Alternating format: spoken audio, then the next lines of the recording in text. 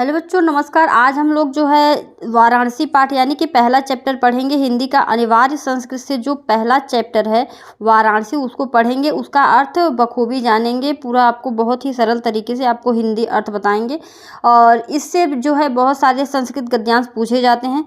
तो चलिए शुरू करते हैं। तो यहाँ पर सबसे पहला है वाराणसी सुविख्याता प्राचीन नगरी। तो वाराणसी तो जो है सबसे पहले आप संदर्भ नोट कर लीजिए, ठीक है। चाहे कॉपी में नोट कर लीजिए, चाहे दिमाग में नोट कर लीजिए। आपको संदर्भ हेडिंग डालना है और लिखना है प्रस्तुत संस्कृत गद्यावतरण हमारी पाठ्य पुस्तक हिंदी के संस्कृत खंड के अंतर्गत संग्रहित वाराणसी नामक पाठ से लिया गया है या फिर अवतरित है, ठीक है। उसके बाद वाराणसी सुविख्याता प्राचीन नगरी।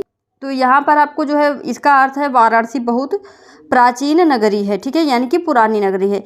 यम यम विमल सलिल तरंगाया गंगाया कुले स्थिता, यह स्वच्छ जल तरंगों वाली गंगा के किनारे पर स्थित है। क्या? वाराणसी, ठीक है।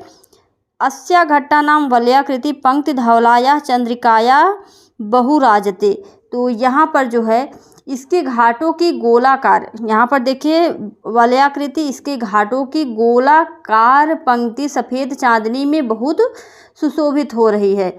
उसके बाद क्या है? अगणिता पर्यटका सुदूरेभ्य देशेभ्यः नित्यम आयान्ति अस्या घट्टानां शोभां विलोक्य इमां बहु प्रशंसत। यहाँ पर अनेक, ठीक है, असंख्य यात्री दूर दूर देशों से यहाँ आते हैं और इसके घाटों की शोभा को देखकर इसकी बहुत प्रशंसा करते हैं। बहुत सारे देशों के लोग आते हैं और इसकी घाट को देखकर इसकी प्रशंसा भी करते हैं। उसके बाद दूसरा यहाँ पर देखिए, इसको आप लोगों को लिखना है। सब में संदर्भ एक ही रहेगा, ठीक है, संदर्भ एक ही रहेगा। और यहाँ पर मैंने जो 5 आपका जो है यहाँ पर गद्यांश लिया है, बहुत ही ज़्यादा इम्पोर्टेंट है, ये पूछे जाते हैं, ठीक है। तो इसको आप लोग नोट करके रख लो, चाहे नोट्स जो आप बना रहे हो उसमें भी नोट कर लो। वाराणस्या प्राचीन काला देव गेहे गेहे विद्याया दिव्यम ज्योति द्योतते।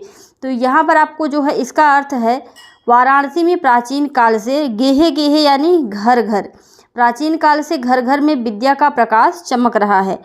आधुनापि अत्र संस्कृत वाग्धारा सततम प्रवहति जनानां ज्ञानम चे वर्धयति।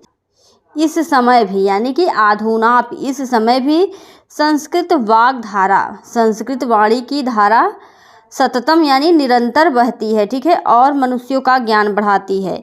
और जनानाम ज्ञानम च वर्धयति, और मनुष्यों का ज्ञान बढ़ाती है।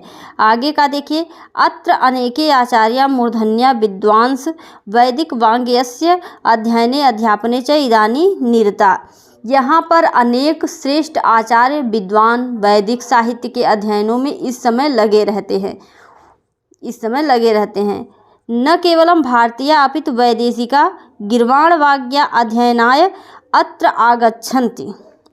कि न ही केवल भारतीय, यानी कि केवल भारतीय ही नहीं बल्कि विदेशी लोग भी संस्कृत के अध्ययन के लिए यहाँ आते हैं और बिना किसी शुल्क के निःशुल्क च विद्या गृह्णन्ति।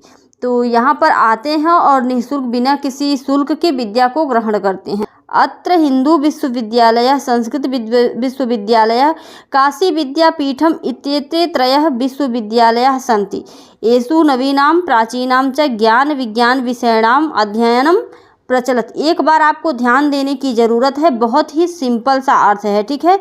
यहाँ पर देखिए अत्र हिंदू विश्वविद्यालय, तो यहाँ पर इसका अर्थ है यहाँ, अत्र यानी यहाँ हिंदू विश्वविद्यालय, संस्कृत विश्वविद्यालय तथा काशी विद्यापीठ, ये 3 विश्वविद्यालय हैं जिनमें येषु नवीनाम प्राचीना, जिनमें नवीन और प्राचीन ज्ञान विज्ञान के विषयों का अध्ययन चलता है, ठीक है। उसके बाद तीसरा देखेंगे। यहाँ तक क्लियर हो गया? अगर कहीं कोई किसी को दिक्कत रहेगी तो आप कमेंट करिएगा, मैं आपका क्लियर कर दूंगी, ठीक है। उसके बाद तीसरा देखिए, एषा नगरी भारतीय संस्कृति संस्कृत भाषायाश्च केंद्र स्थलम अस्ति। यह नगरी भारतीय संस्कृति की और संस्कृत भाषा का केंद्र स्थल है। इत एव संस्कृत वाङ्मयस्य संस्कृतेश्च आलोकः सर्वत्र प्रसृत है। तो यहाँ पर इसका अर्थ होगा कि यहीं से संस्कृत साहित्य और संस्कृति का प्रकाश सब जगह फैला हुआ है। मुगल युवराज दारा शिकोह अत्रागत्य भारतीय दर्शन शास्त्राणाम अध्ययन अकरोत।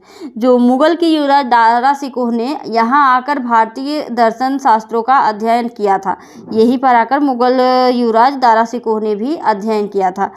स तेषां ज्ञानेन तथा प्रभावितः अभवत् यत्र तेन उपनिषदाम अनुवाद पारसी भाषाया कारितः।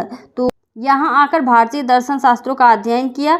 वह उनके ज्ञान से ऐसा प्रभावित हुआ कि उसने उपनिषदों का अनुवाद फारसी भाषा में कराया। ठीक है, यहाँ तक क्लियर हुआ आपका। चलिए आगे चलते हैं। तो यहाँ पर चौथा जो हम लोग देखेंगे, चौथा लास्ट है, और उसके बाद एक श्लोक है बहुत ही इम्पोर्टेंट है जो हर साल पूछा जाता है और पूरी यानी कि 99% आशा है कि इस बार भी पूछा जाएगा। इयम नगरी विविध धर्माणाम संगम स्थली अस्ति। तो यह नगरी अनेक धर्मों के मिलन का स्थान है। ठीक है, संगम यानी कि तीन लोगों का मिलन होता है संगम में, तो वही इयम नगरी विविध धर्माणाम संगम स्थली अस्ति। तो यह नगरी विविध धर्मों के अनेक धर्मों के मिलन का स्थान है। उसके बाद क्या है, महात्मा बुद्ध, तीर्थंकर पार्श्वनाथ, शंकराचार्य, कबीर, गोस्वामी तुलसीदास, अन्य च बहवः महात्मान अत्रागत्य सीयान विचारान प्रसारयान। तो यहाँ पर क्या दिया हुआ है कि महात्मा गांधी और बुद्ध, तीर्थंकर पार्श्वनाथ, शंकराचार्य, कबीर, गोस्वामी तुलसीदास तथा अन्य बहुत महात्माओं ने यहाँ आकर अपने विचारों को फैलाया। केवल दर्शन साहित्य और धर्म में ही नहीं, यहाँ पर देखिए क्या लिखा है, न केवलम दर्शन साहित्य धर्मे अपितु कला क्षेत्रे इयं नगरी विविधानां कलानां। न केवलम दर्शने साहित्य धर्मे अपितु कला क्षेत्रे इयं नगरी विविधानां कलानां शिल्पानां च कृते लोके विश्रुता। केवल दर्शन साहित्य और धर्म में ही नहीं बल्कि कला क्षेत्र में भी यह नगरी अनेक कलाओं और शिल्पों के लिए लोक में प्रसिद्ध है। ठीक है, उसके बाद क्या है, अत्रत्याः कौशेय शाटिका देशे देशे सर्वत्र स्पृहान्ते। तो यहाँ पर क्या दिया हुआ है कि यहाँ की बनी हुई रेशमी साड़ियाँ देश विदेश में, कौशेय शाटिका यानी रेशमी साड़ियाँ, यहाँ की बनी हुई रेशमी साड़ियाँ देश विदेश में सब जगह पसंद की जाती हैं। यहाँ की पत्थर की मूर्तियाँ प्रसिद्ध हैं। यहाँ अपनी प्राचीन परंपराओं का अब भी पालन किया जाता है। कवियों ने इसका वर्णन अपनी कविताओं में किया है।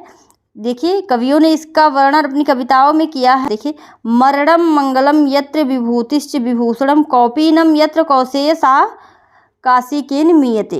तो यहाँ पर कवियों ने क्या वर्णन किया है कि जहाँ मरना भी कल्याणकारी है, काशी में जहाँ मरना भी कल्याणकारी है, जहाँ भस्म भी, विभूतिश्च विभूषणम, जहाँ भस्म भी आभूषण है, कौपीनम यत्र कौशेय सा काशी के निमीयते, जहाँ कौपीन भी रेशमी होती हैं, उस काशी को किससे मापा जा सकता है, यानी कि उसकी तुलना किससे की जा सकती है। तो पूरा चैप्टर कंप्लीट हुआ और आशा करती हूँ कि आप लोगों को समझ में भी आया होगा, और जो आपको नहीं समझ में आएगा वो आप कमेंट करके पूछिएगा, मैं पूरा आपको क्लियर करने का प्रयास करूँगी। और उसके बाद आपको बता दें कि अगर आपको पूरा चैप्टर पढ़ना है तो प्लेलिस्ट में वीडियो सेव रहेगी, वहाँ से भी आप देख सकते हैं। और रेगुलर 7 बजे आप लोगों का जो है लाइव क्लास में पढ़ाया जाएगा, वहाँ से भी आप देख सकते हैं। तो आज पहला चैप्टर है, कल दूसरा रहेगा, इसी तरीके से पूरी हिंदी आपकी कंप्लीट कराई जाएगी। तो अगर वीडियो अच्छा लगा हो तो लाइक ज़रूर कर दें। मिलते हैं नेक्स्ट वीडियो में। धन्यवाद।